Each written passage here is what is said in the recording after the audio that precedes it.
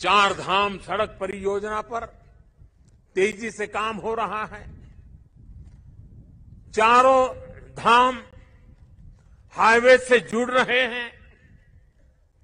भविष्य में यहां केदारनाथ जी तक श्रद्धालु केवल कार के जरिए आ सके, इससे जुड़ी प्रक्रिया भी शुरू हो गई है।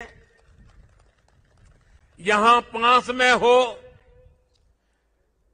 पवित्र हेमकुंड साहब जी हैं।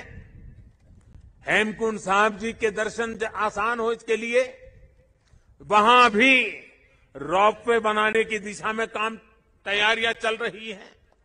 इसके अलावा ऋषिकेश और कर्णप्रयाग को रेल से भी जोड़ने का प्रयास हो रहा है। अभी मुख्यमंत्री जी कहते थे पहाड़ के लोगों को तो रेल देखना भी दुष्कर होता है, अब रेल पहुंच रही है। दिल्ली देहरादून हाईवे ये बनने के बाद देहरादून से दिल्ली आने वालों के लिए समय और कम हो जाने वाला है। इस सब कामों को उत्तराखंड के पर्यटन को बहुत बड़ा लाभ मिलने वाला है। और मेरे शब्द उत्तराखंड के लोग लिख करके रखे। जिस तेज गति से इंफ्रास्ट्रक्चर बन रहा है, पिछले 100 साल में जितने यात्री यहां आए हैं ना, आने वाले 10 साल में उससे भी ज्यादा आने वाले हैं। आप कल्पना कर सकते हैं यहां की अर्थव्यवस्था को कितनी बड़ी ताकत मिलने वाली है। 21वीं शताब्दी का तीसरा दशक ये उत्तराखंड का दशक है। मेरे शब्द लिख के रखिए, मैं पवित्र धरती पर से बोल रहा हूं।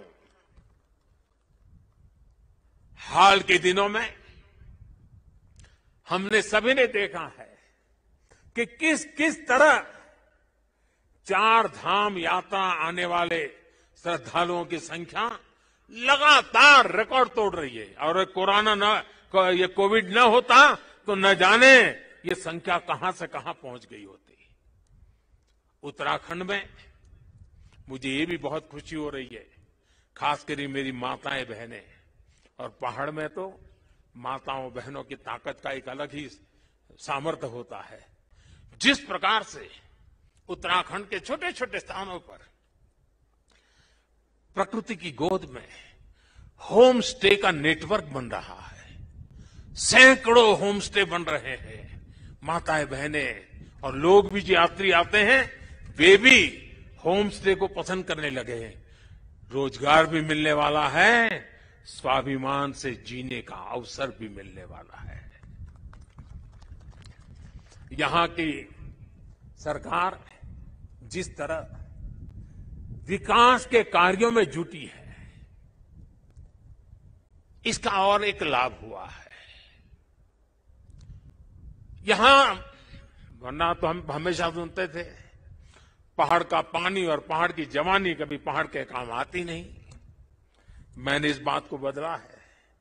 अब पानी भी पहाड़ को काम आएगा, जवानी भी पहाड़ को काम आएगी। पलायन रुकना है। एक के बाद एक जो निर्णय हो रहे हैं, पलायन रुकना है। मान के चलिए साथियों, मेरे नौजवान दोस्तों, ये दशक आपका है, उत्तराखंड का है, उज्जवल भविष्य का है। बाबा केदार के आशीर्वाद हमारे साथ है। ये देवभूमि, मातृभूमि की रक्षा करने वाले अनेकों वीर बेटे बेटियों की ये जन्मस्थली भी है। यहां का कोई घर, कोई गांव ऐसा नहीं है जहां पराक्रम की कोई गाथा का परिचय न हो। आज देश जिस तरह अपनी सेनाओं का आधुनिकीकरण कर रहा है, उन्हें आत्मनिर्भर बना रहा है, उससे हमारे वीर सैनिकों की ताकत और बढ़ रही है। हमसे जुड़े रहने के लिए हमारे YouTube चैनल को सब्सक्राइब करें और नई वीडियो की नोटिफिकेशन के लिए बेल आइकॉन को दबाएं। अगर आप ये वीडियो Facebook पर देख रहे हैं तो लाइक जरूर करें और ज्यादा से ज्यादा शेयर करें। धन्यवाद।